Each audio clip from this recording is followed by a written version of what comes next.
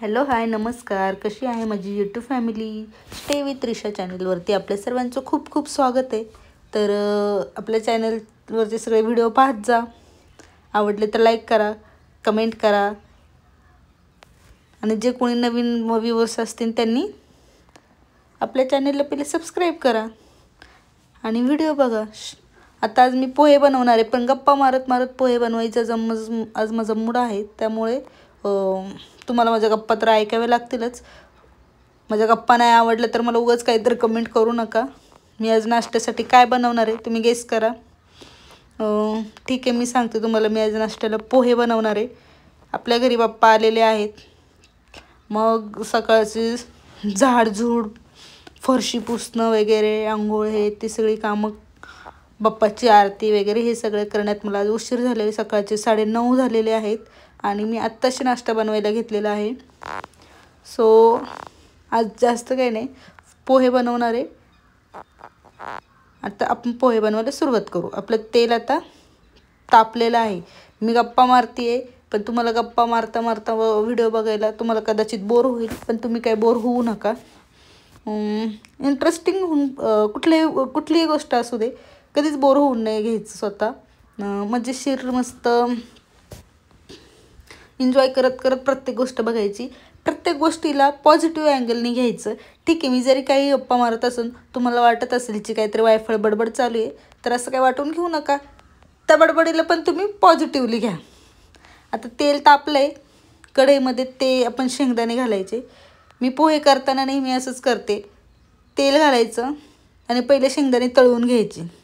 शेंगदाणे चांगले तळले म्हणजे असे त्याचे फुटतात ऑटोमॅटिक. जेव्हा ते चांगले तळतात ना, म्हणजे मंद गॅसवरतीच तळते मी. जास्त फुल गॅस केल्यावरती काय होतं, ते जळतात, काळपट होतात आणि मग करपट लागतात खाताना. त्यामुळं लो फ्लेमवरतीच. आता तुम्ही बघा, इथं तुम्हाला दिसते त्याच्याबरोबर 2 भाग झालेत शेंगदाण्यांच्या, अशा खापळ्या पडलेल्या आहेत. आता हे शेंगदाणे तळलेले मी पोह्यांमध्ये काढून घेतले. हे पोहे ऑलरेडी मी भिजवून ठेवलेले होते. स्वच्छ धुवून घेतले आणि तसेच ठेवले होते. आता कढईमध्ये आपण जिरी आणि मोहरी घालूया. पहिलं मोहरीचा तडका देऊ. मोहरी तडतडली की मग जिरे घालायचं. मी आता 1 चमचा मोहरी घातलेली आहे. तेल तापलेलं असल्यामुळे ती लगेच तडतडली, आणि ती जास्त वेळ तडतडून दिली तर ती मग तडतडत तशीच जळून जाणार. त्यामुळं लगेच त्याच्यामध्ये जिरी घालून घेऊ. 1 चमचा जिरी पण घातलेली आहे.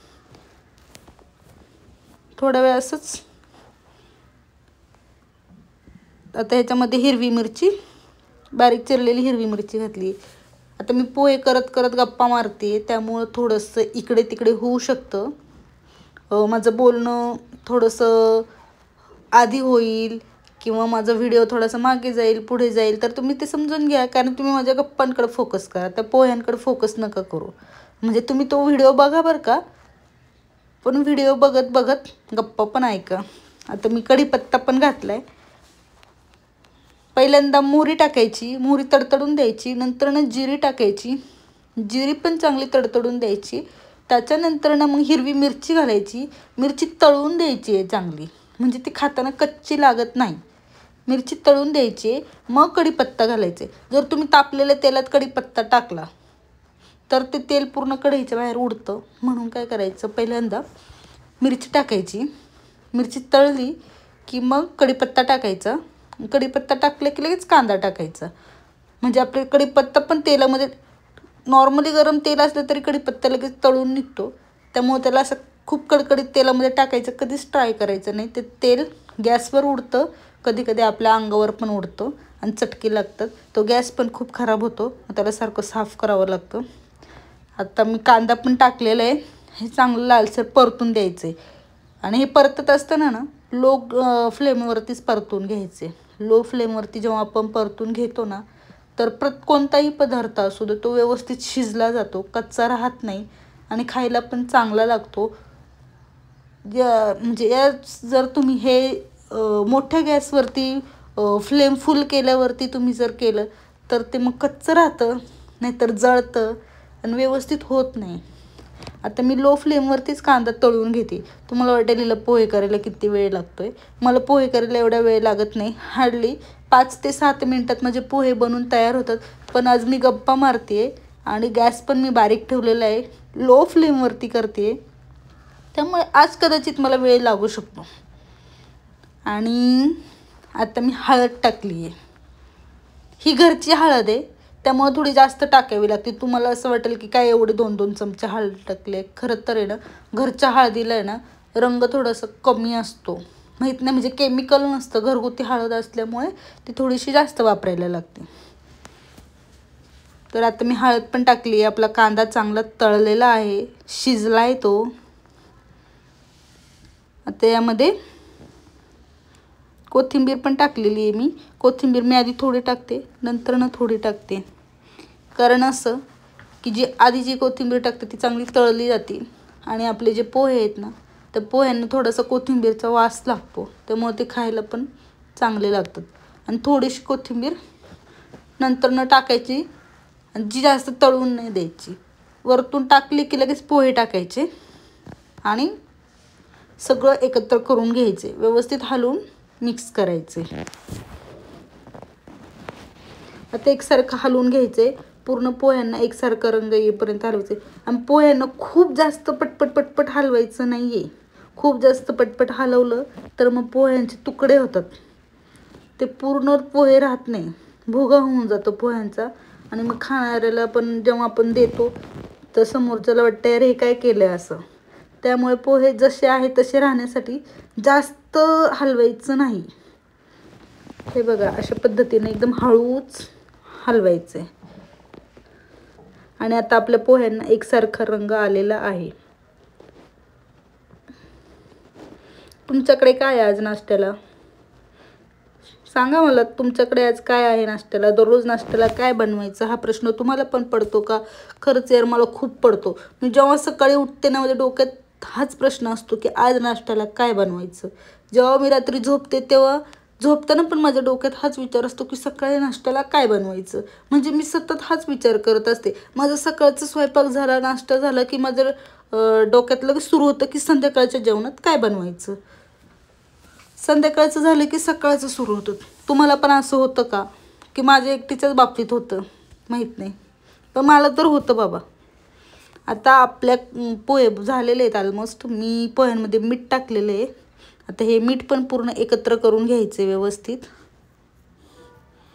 हे आणि पोह्यांमुळे ना बहुतांश ॲसिडिटी होते, त्यामुळे थोडंसं अर्धा चमचा मी साखर टाकलेली आहे. काही साखर थोडीशी टाकल्याने काय पोहे गोड वगैरे होत नाहीत, पण ॲसिडिटी होत नाही, म्हणून मी थोडीशी साखर टाकायची आहे ॲडिशनल. आणि या पोह्यांमध्ये बनवताना जर घरातल्यांना आवडत असेल तर तुम्ही लिंबू पण पिळू शकता, त्याने पण टेस्ट चांगली येते. पण आमच्या घरामध्ये म्हणजे नाही आवडत लिंबू टाकलेलं, म्हणून मी फक्त थोडीशी साखरच टाकली आहे आणि लिंबू ज्याला हवं त्याला ते घेतं नंतरनं. अशा पद्धतीने आपले पोहे बनवून तयार झालेले आहे.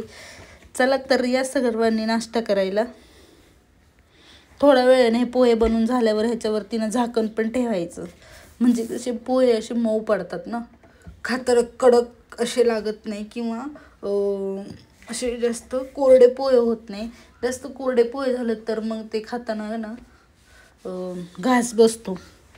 तर त्यासाठी काय करायचं, थोडंसं झाकण ठेवायचं, मग त्या वाफेने पोहे आपले असे सॉफ्ट बनतात आणि खाताना काही त्रास होत नाही. त्यासाठी मी त्याच्यावरती झाकण ठेवून घेतले. जास्त नाही, तुम्ही अर्धा मिनिट 1 मिनिट झाकण ठेवलं तरी इनफ आहे. ती वाफ बरोबर तेवढ्या वेळात तयार होऊन जाते आणि लगेच झाकण काढून घ्यायचं आहे अर्ध्या मिनिटांनी. आणि पोहे आता आपण सर्व करून घेऊ. हे बघा, पूर्ण पोह्यांना एकसारखं कलर रंग आला आहे. पण या तुम्ही नाश्ता करायला. मी आता नाश्ता करणार आहे. माझे पोहे बनवून झालेले आहेत. आता आपण पोहे सर्व करून घेऊया. आणि त्याच्यानंतर त्याच्यावरती तुम्ही ओलं खोबरं असेल तर ते खवलेलं ओलं खोबरं पण टाकायचं आहे, त्याने पण खाताना आवडतं. ॲक्च्युली माझ्या मिस्टरांना ते खूप आवडतं. ग्रेटेड कोकोनट म्हणतो आपण, म्हणजे खवलेलं जे खोबरं असतं, ओलं नारळ, ते पोह्यांवरती घालून खायला माझ्या मिस्टरांना खूप आवडतं. माझं काही नाही, मला जसं असेल तसं चालतं. त्यामुळे मी जास्त खाण्याच्या बाबतीत असं पाहिजे तसं पाहिजे असं काही नसतं. आपलं जे असेल जसं असेल खाऊन घ्यायचं. आता मी टाकते खोबरं. तुम्ही म्हणाल हिला एवढा वेळ का लागतोय तर खोबरं काढायला, तर मी गप्पा मारत मारत करते ना, मग त्याच्यामुळे असं मग सगळ्याच गोष्टी मी काढून ठेवून पटकन लगेच टाकलेल्या नसतात.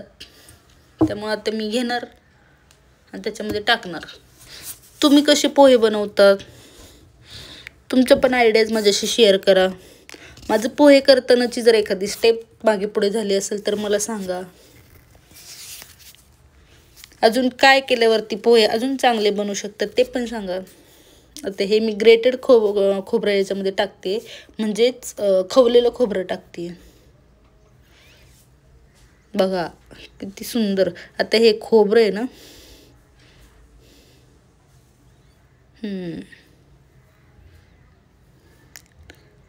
मिक्स करून घ्यायचं. पोहे बघा तुम्हाला हलवतानाच कळते किती मऊ झालेले आहेत.